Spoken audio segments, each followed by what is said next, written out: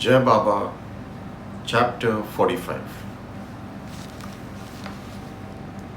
As mentioned before, Baba was against slander, gossip and arguments. He reminded all those who were seated in front of him how detrimental slander, gossip and disputes were to one's spiritual growth and to one's karmic balance sheet. 100 years or more have passed since Baba dropped his physical body, but have we learned to keep our tongues under our control? Once, a lawyer from Pandharpur arrived in Shirdi and paid obeisance to Baba. He had heard of Baba, and though he did not profess great faith, his curiosity had brought him to the feet of Sai. The man touched Baba's feet and placed the various offerings which he had brought for Sai at Baba's feet. Along with the offerings, there was also money in the form of dakshina. There were a number of people present, and Baba was speaking in general to one and all. This man got absorbed in Baba's talks and was mesmerized by the personality of Sai.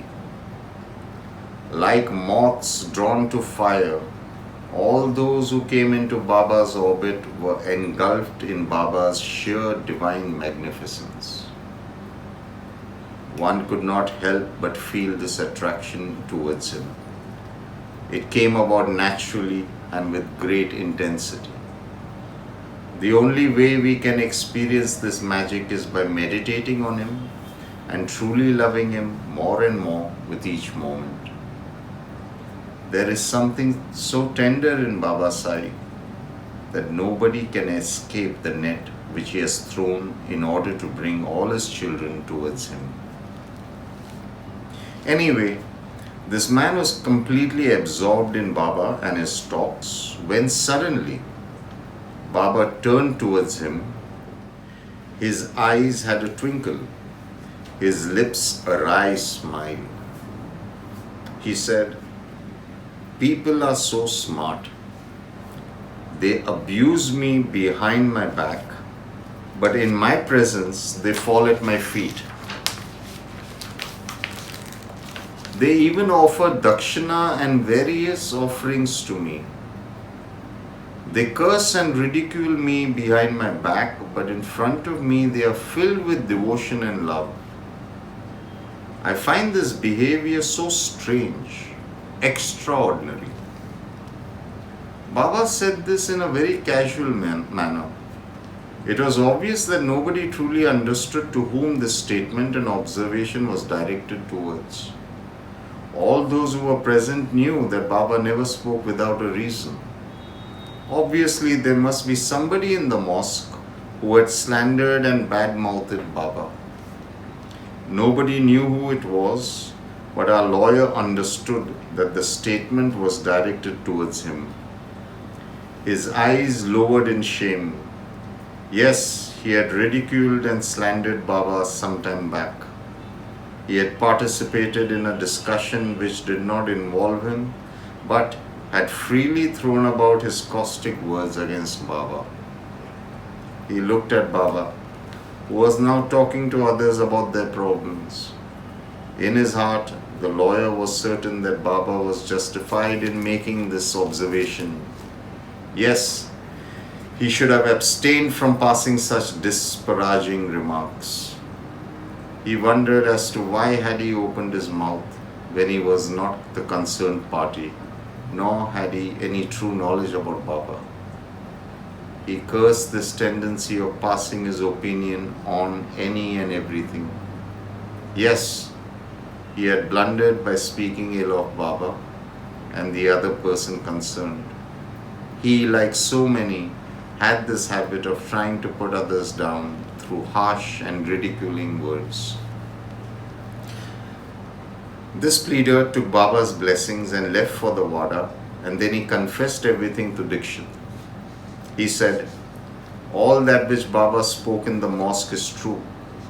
The statement about slandering was meant for me. I have slandered and spoken ill about Baba some time back. Though His words have hurt me badly.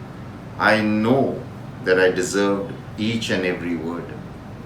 You see, some time back, a judge was suffering from some ill health, and instead of focusing on medication and doctors, he left Pandharpur and came to Shirdi to be with Baba.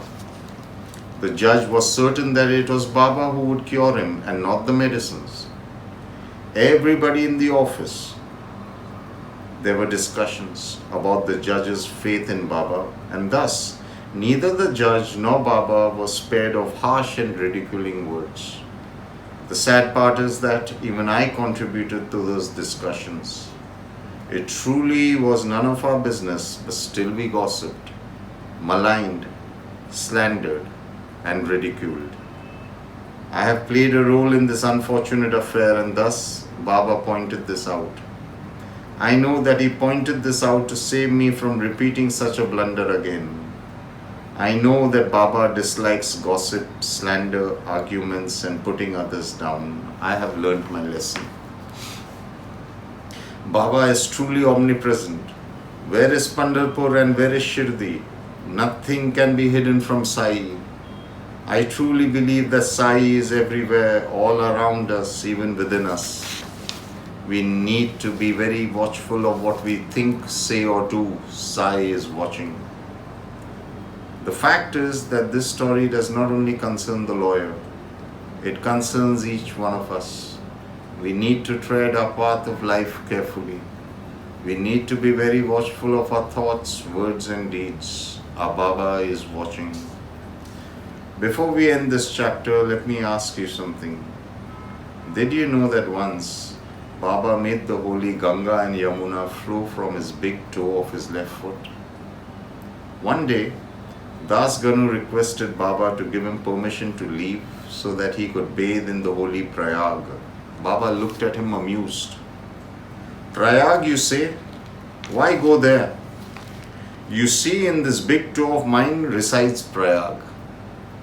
Lo and behold, the holy water began to come forth from Baba's toe and formed a small puddle in front of Das Ganu. Ah, Baba, so humble, yet a powerhouse of Godhood. In the next chapter, we shall see how Baba protected his loved ones from calamities. He would not only save his loved ones, but did so while seated in Masjid-i, talking and joking with those who were present with him. Baba knows all, and he is aware of all calamities that could befall on his children. In his wisdom, he would warn those for whom calamity awaited, but yes, he would warn only those whom his Fakir directed him towards. We shall learn of such stories in the next chapter. Peace be to all. Baba keep his divine and loving nazar on us always. Jai Sai.